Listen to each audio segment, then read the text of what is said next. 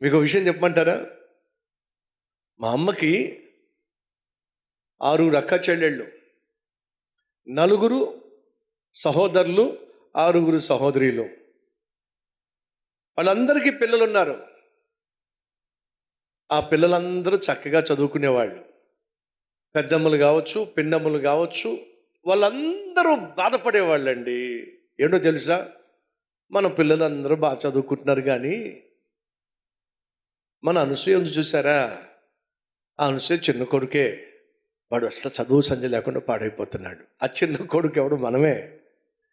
అర్థమైందా మీకు? ఇది మా కుటుంబంలో ఒక కామన్ డైలాగ్. ఏమిటంటే, మన పిల్లలందరూ బాగా చదువుకుంటున్నారు, ఇంగ్లీష్ మీడియంలో చదువుకుంటున్నారు.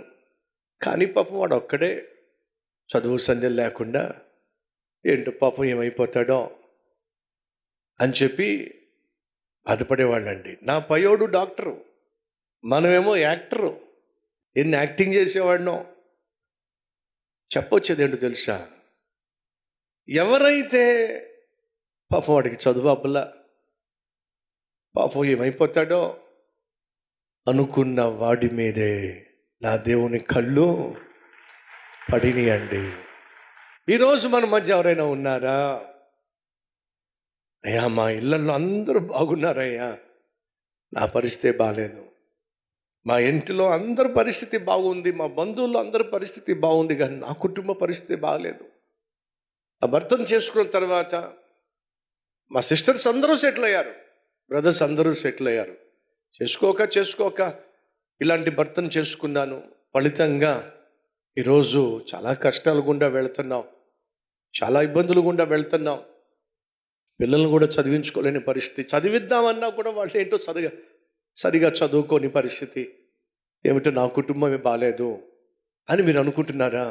అక్కడ చాలామంది గుంపులుగా పడుంటే యేసయ్య కళ్ళు వెళ్ళి ఎవరి మీద పడినాయో చెప్పమంటారండి?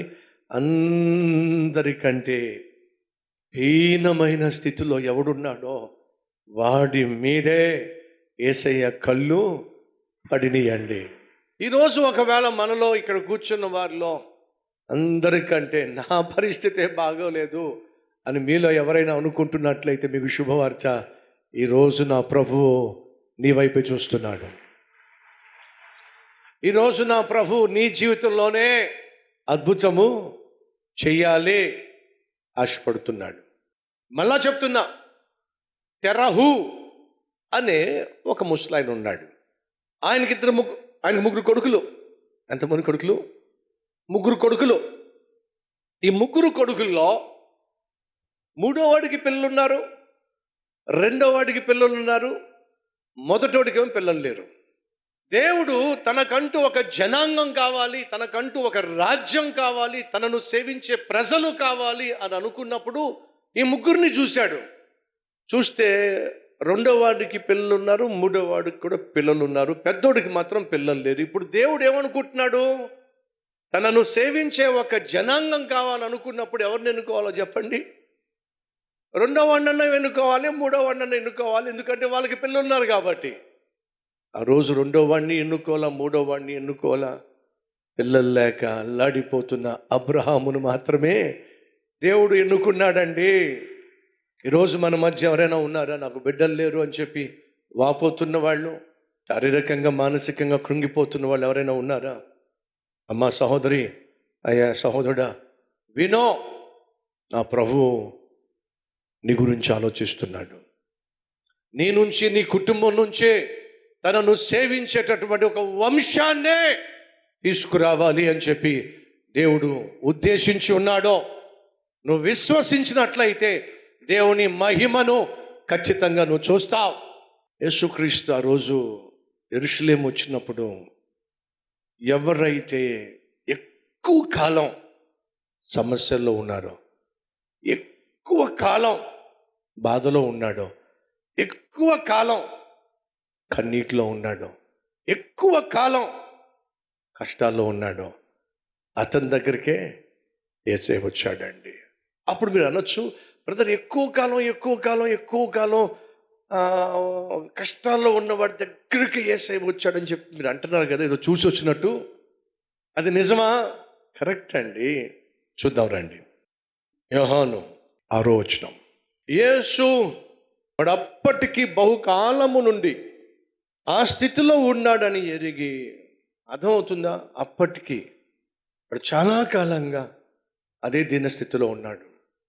ఈరోజు ఉపవాస ప్రార్థనలో పాల్పంచుకుంటున్న సహోదరి సహోదరుడా, చాలా కాలంగా నిరుద్యోగ సమస్యలో నువ్వు ఉన్నావు కదూ, చాలా కాలంగా ఆర్థికంగా చితికిపోయి నువ్వు ఉన్నావు కదూ, చాలా కాలంగా ఏదో ఒక రోగంతో నువ్వు అల్లాడిపోతున్నావు కదూ, చాలా కాలంగా నీ కుటుంబంలో సమాధానం శాంతి లేక తల్లడిల్లిపోతున్నావు కదూ, చాలా కాలంగా బిడ్డలు లేక బోరుమని ఏడుస్తున్నావు కదూ.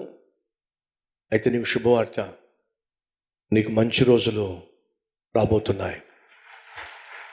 ఎందుకని ఆ రోజు యేసు అక్కడికి వచ్చినప్పుడు అక్కడ చాలామంది ఉన్నారో, కానీ ఎవరి దగ్గరికి యేసయ్య పాదాలు నడిచినాయో తెలుసా?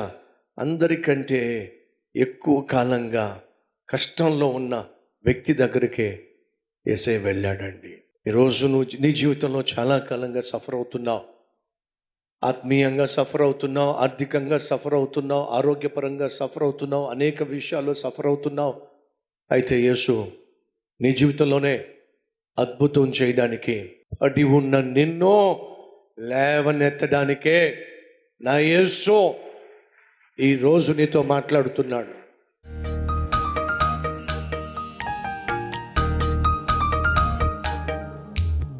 మహాపరిశుద్ధుడు అయిన ప్రేమ కలిగిన దివ్యమైన తండ్రి, నీ సన్నిధికి మేము ఎప్పుడు వచ్చినా సరే శ్రేష్టమైన శ్రేష్టమైన శ్రేష్టమైన సందేశము ద్వారా మా ప్రాణాత్మ శరీరాలను తృప్తిపరుస్తున్న దేవుడు నాయన.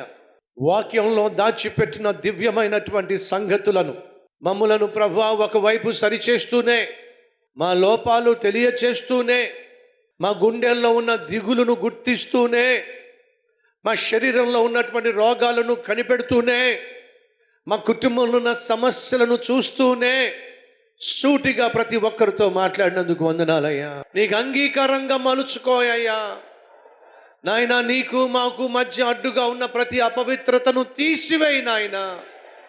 ప్రతి విధమైన అవినీతిని, అన్యాయాన్ని, అపవిత్రతను, అపవిత్రమైన అలవాటును నాయన ప్రతి ఒక్కరి శరీరం నుంచి దూరం చేయి నాయన. ఆ ప్రార్థనలు ఆలకించినందుకు స్తోత్రాలు. శ్రేష్టమైన జవాబులు ఇవ్వబోతున్నందుకు వందనాలు.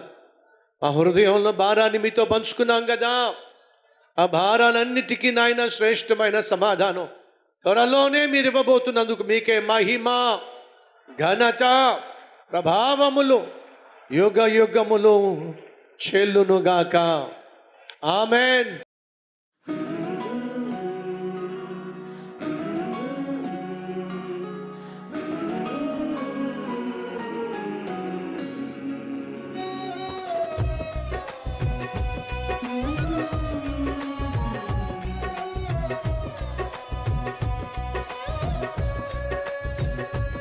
ఈ అద్భుతమైన క్లుప్త సందేశం మీకు నిజంగా ఆశీర్వాదకరంగా ఉంటే 10 మందికి షేర్ చేయండి, అలాగే లైక్ చేయండి.